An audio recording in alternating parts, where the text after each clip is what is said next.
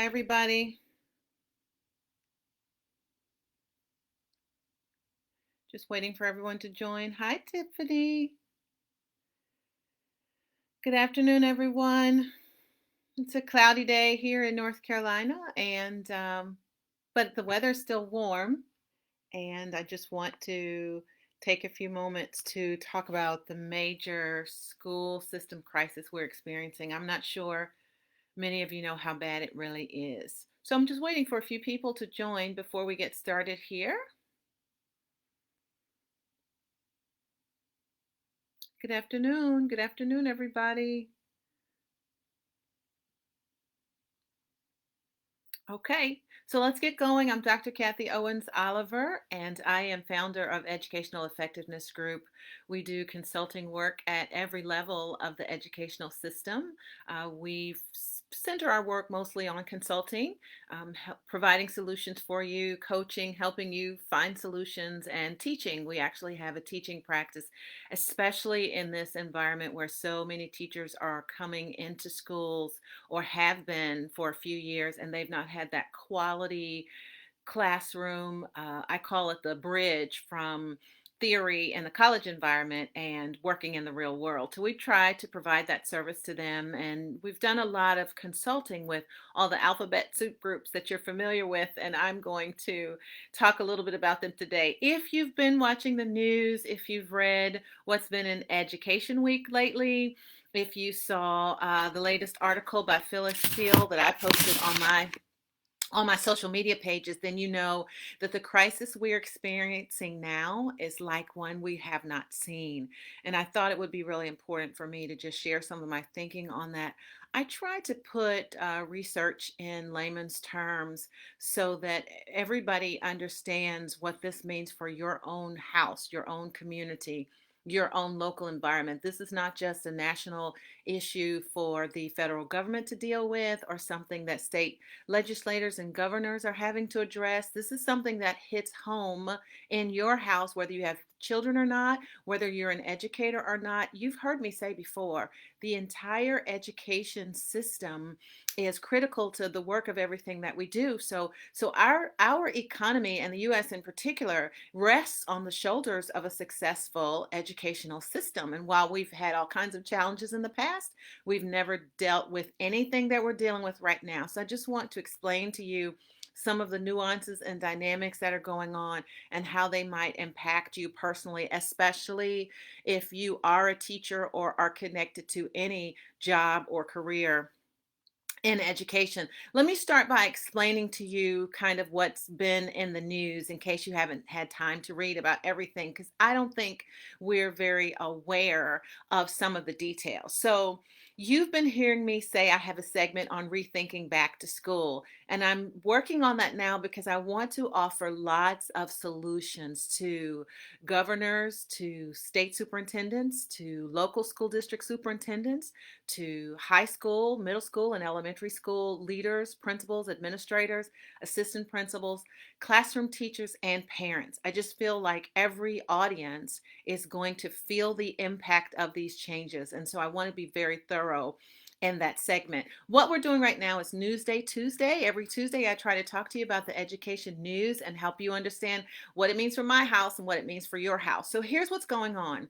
Because of the pandemic, you know that every institution is going through a fiscal crisis right now in the education arena, but not just in education. So, if you think with me for a moment outside of the school system, look at how hospitals and hospital administration are being impacted, the hospitality and the hotel industry, the travel industry. People are not buying gas. Do you understand? They're not getting fuel to go in their cars because they're not going anywhere. I've seen on the news that the rental car industry is failing. Just think about this.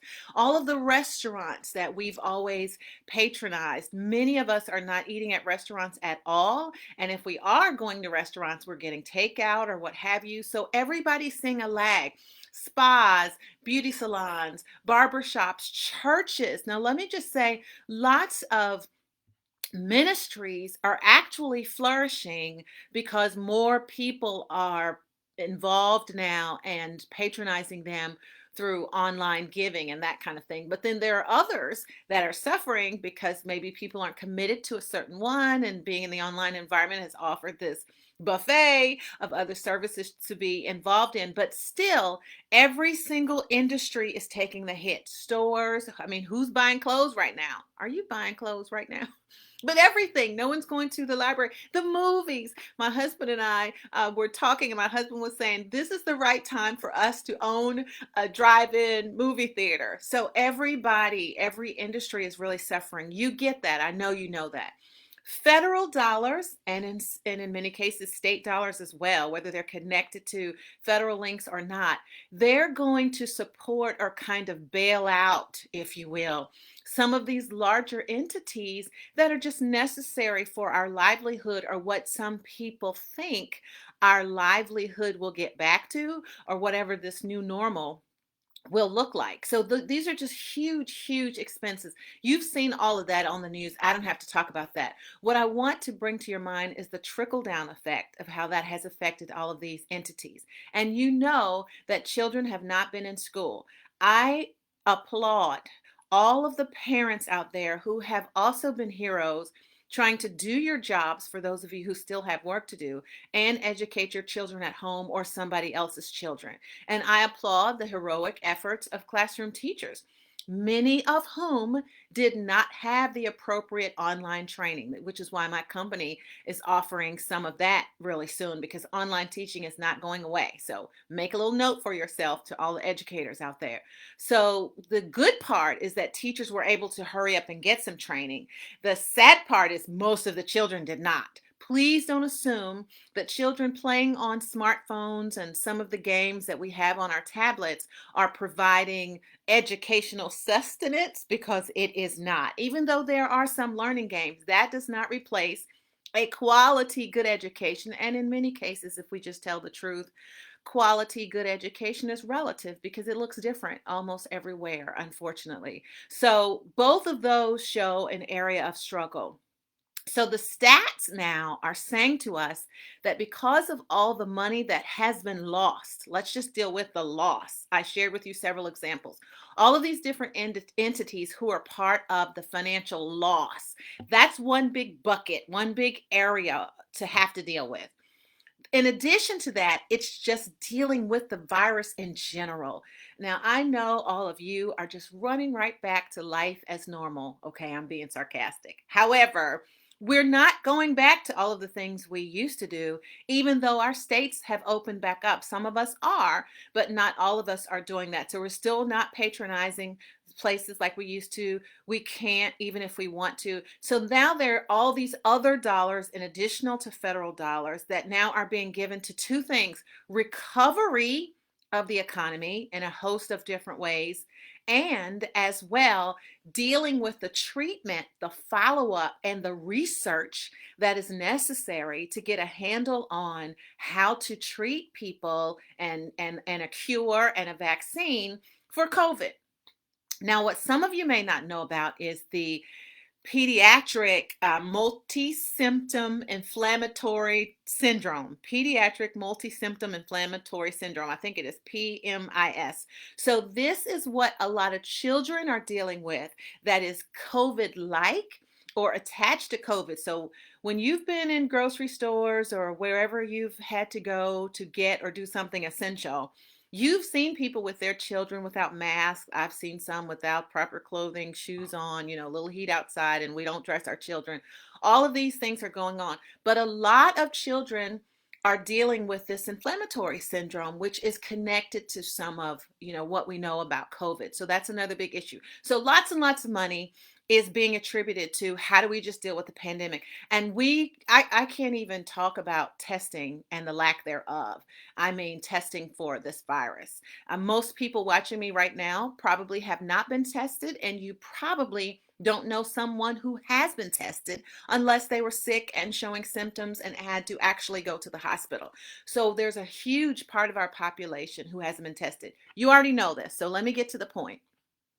Because of this shift in how money the inflow and outflow of money in this country, then just like we can't afford to have all the hotels open at once, all the restaurants open at once, all the transportation systems run as they normally would on a schedule as frequency of the same schedule as before, just like we all can't go running back to church and pack the pews shoulder to shoulder, ball games, NBA, baseball, football, whichever, college, what will that look like? So the K-12 classroom is really struggling. And not all of these teachers can be paid with the money that remains. If you read the article, the Council of Great City Schools, and I've worked with them several times in the past, presented several times at their conferences over the last 20 years, and all three organizations that I've worked in. That was when I was first introduced to Pedro Noguera's work and his book, Unfinished Business. If you're an educator, you need to read that book. But they're just projecting that in order to recover, it may take a whole generation. Like if recovery is going back to the way things used to be, it could take eons of time, years and years and years. Thank you for liking and sharing. For those of you who are following me on both of my Facebook pages, the Learning Policy Institute, I have really good friends who work at LPI. They do outstanding research and updates of what's really happening and projections of what will come. Listen to this. They're saying that if they're projecting that if there's a 15% cut, then that's likely to represent over 300,000 education jobs, just teachers, around 319,000. But if there's a 30% cut, we could be looking at over 700,000 teachers being unemployed. Okay, this does not even include all of the other support staff that are involved in a school. Teachers don't run schools by themselves, and we have had all of the safety and security issues. So I just want you to think of how huge this issue really is for schools. I want you to really know the numbers. I'm just trying to share with you what's in the article in case you don't have time to read all of it. Here are some of the states that we already know these states are going to have a major impact. They talked about Minnesota. I've worked in Minnesota many times with the colleges there. I've worked with the teachers union around policy. They're going to take a hard hit. Michigan is going to take a hard hit. I've worked with the Michigan State Department. I've worked with the school board. I worked for the Michigan Association of Independent School Administrators at one time. I've worked with MEA, the teachers union there as well. I lived in Michigan for 10 years when I was working for the national board. So I just have a lot of knowledge about schooling there. Let me just tell you, some of our best schools are in Michigan and New Jersey. Both of these states are taking a really hard hit. I think New Jersey has $1 million set aside to try to deal with this issue right now. Not sure that's going to be enough.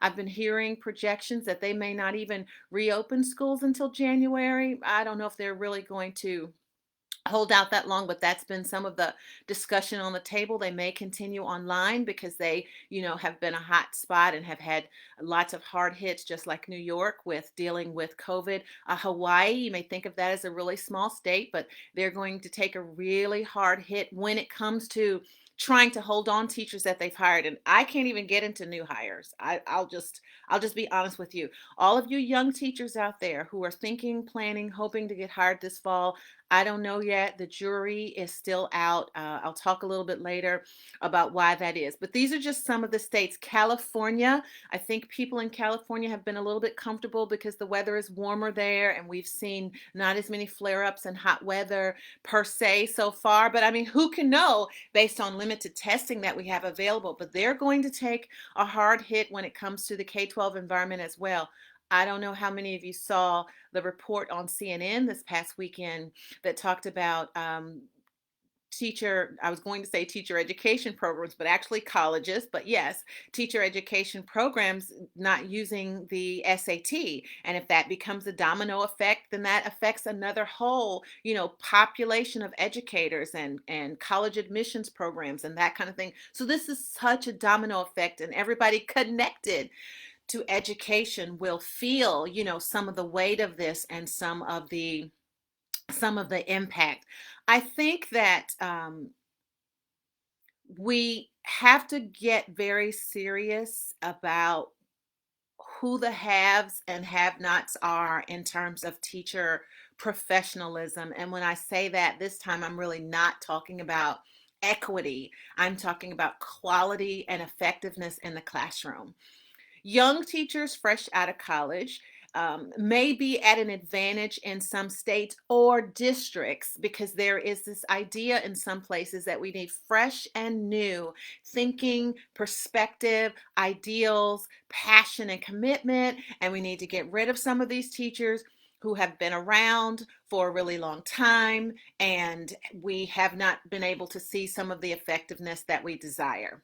On the other hand, there is a school of thought that says new and young teachers don't have enough time and experience under their belt, and so therefore they may not really be ready for everything that we need from teachers right now. So the idea is that we need to hold on to the veteran teachers and or master teachers who have been around because they have a better command of the classroom and they're used to doing this and they're flexible and they can work in different environments. There's another school of thought in that same argument that says, well, that while mastery may be true, if you can't do it well online, and if you don't know how to use technology for instruction, who cares how great thou art? Because we're in an environment now where technology may have to just be the mechanism for delivery. So that flips the conversation back over to the value of new and young teachers. And let me tell you this, new and young teachers are also paid less in a lot of different circumstances. They don't get stipends for extra work in the school, all of those kinds of things. Some of them have not moved up on the pay scale because they may not have master's degrees and doctorate degrees and dual certifications and all of these kinds of things. So those who are just looking at dollar signs may be thinking, well, let's hire the younger ones. It will cost less and they're able to do more in a technology environment. Now let me flip the coin again, just see me sitting on all the different sides of those tables, because that's what we try to do at my consulting firm. So there's another whole school of thought that says, well, a teacher who's been in the classroom for a while, 10, 15, maybe even 20 years, we can teach them how to be more effective using an online platform. But really understanding students, their lived experiences, their backgrounds, what they know and don't know, the baggage that they bring with them to school, that's something that comes with years of practice and mastery. And we can't sacrifice that for a new young person who's passionate and fresh and new. We need that, but we want the older ones to really be able to teach this content, to be strong when it comes to assessing student learning in a time when we aren't testing students, we don't have test taker data, we don't have end of course testing and data. So we just rather have these teachers who've been around a while and know the tricks of the trade. And then last seat at the table would be this one. There's this national discussion that's happening behind a lot of closed doors, but it's a national discussion because it's happening in almost every state, about veteran and master teachers who are generalists versus specialists. So I was a high school English and journalism teacher, period. My undergraduate work was in teaching English secondary as a secondary teacher education major. My master's degree is in secondary English education. My doctorate degree is in education, leadership, management, and policy. In the classroom, even as adjunct faculty now, teaching at a university, I am teaching education courses. So in that regard, I'm a generalist. Now, I can specialize in a lot of other areas because of my other degrees and my national experience and having worked as a senior in national companies. But in the K-12 classroom, most teachers who teach well are generalists. They teach K through 6 or K through 4, or they teach high school English, 9th, 10th, 11th, and 12th grade. Some of them can teach AP. Some of them can teach English as a second language. That's a special certification, but some of them can teach that. There are some teachers who have dual certification. So for example, they may be certified to teach math and also certified to teach science, or certified to teach English and also certified to teach social studies. But there are specialists like, for example, music. Even though that's a main content area, Schools, unfortunately, and I live in a music connoisseur household, so my husband and I both really value music. But you understand the wave over the last 10 years where music, health and physical education, foreign languages, career and technical education, all of these areas were more like elective courses. And the core courses, math, science, social studies, language arts, these were the courses where all the generalists taught or performed. So if you were a high school principal, imagine that for a moment, and you had to decrease your staff from 80 to 50, who do you keep on that staff and who do you let go? Do you keep the person who has a great personality, is really great with children, and gets along with the parents? Or do you teach the person who can teach physics because maybe you just only have one? And he or she may not have the best bedside manner, if you will, but they teach physics really well. Who do you keep? Do you keep the fresh and new first year, second year, third year teacher that you have on staff who just is in love with teaching and has so much passion and does a really good job with his or her students, but his or her students only? Or do you take someone else who's been around a long time and they teach well, but they can't get along with anybody else in the building, or they just can't find their way in an online environment? It's really a struggle. Just who do you take? If you're a principal, you have millennials fresh out of college or have been teaching 4 years or less, but they have been phenomenal in the online teaching environment because they've grown up in the 21st century and the digital edge. How much more valuable would they be to you right now, given that at any moment after back to school, whatever time that happens, you have to send everyone home because there's been another breakout or surge or flare up, and you know that that young teacher is going to go right to a computer and do the same work that they're able to do in the classroom, but perhaps one of your more veteran teachers is unable to. I've been monitoring several conversations on social media in some of these teacher groups, and I've been reading things like, I still don't understand Zoom. Does Zoom allow breakout groups? Does anyone know anything about Adobe Connect? How does that compare to this or that? We just got Google Classroom at our school, and I'm thinking it's almost June and we've been out of school for 3 months and you just got Google Classroom. Well, maybe that's okay because you're using something else, but what does just got mean? Did you just get the training too? Are you being told you have to use it now? Is it something you're going to learn over the summer? Will you be called back at the end of the summer to actually use Google Classroom? So this is a really big deal. I could go on and on about this. I just want you all to be really aware of how the education entity and the schools in your local and state environment are going to be affected. If you are a teacher, if ever there was a time for you to bring your A game to the stage, that time has passed. Hopefully, you're already on the screen stage now and bringing your A game. And I know that there are a lot of reasons why some of you had lots of students showing up online, and some of you had quite a few students that just never engaged for reasons you may not know of. Maybe it was a parent issue. Maybe parents didn't take it seriously. Maybe no one in the family could really use the technology. Maybe the technology was used by the child who needed it the most in a home where there was only one laptop made available from the school district and there were 3 or 4 kids. We don't know. But as a teacher, you really need to self-assess where your expertise lies, how you think it will be valued in this whole rethinking back to school conversation. Think about that for yourself. For those of you who are principals and school leaders, think really critically about who can be the most effective in more than just one area. That's just really critical. In every job I've ever had, I always had skills and I always had tools and strategies and resources in my personal professional toolkit that allowed me to do work beyond whatever I was assigned. So in some ways, that's a generalist who can specialize. So as principals and assistant principals and district leaders, you have to think about teachers that you can put in 2 or 3 roles or give them 2 or 3 groups or grade levels or what have you. You just have to think critically about it. I know that several of the states that have lower teacher pay anyway, They are hiring new teachers left and right because they're looking holistically at what these new teachers bring to the table for less. Every school district is trying to do more with less. I do know that there are a lot of teachers close to retirement or not far from it, or you're not.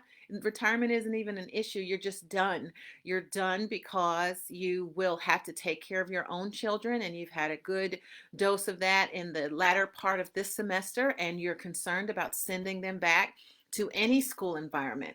There are teachers who don't want the exposure. You have lost family members during this pandemic, and you don't want that to happen again. And so you're looking for something else to do.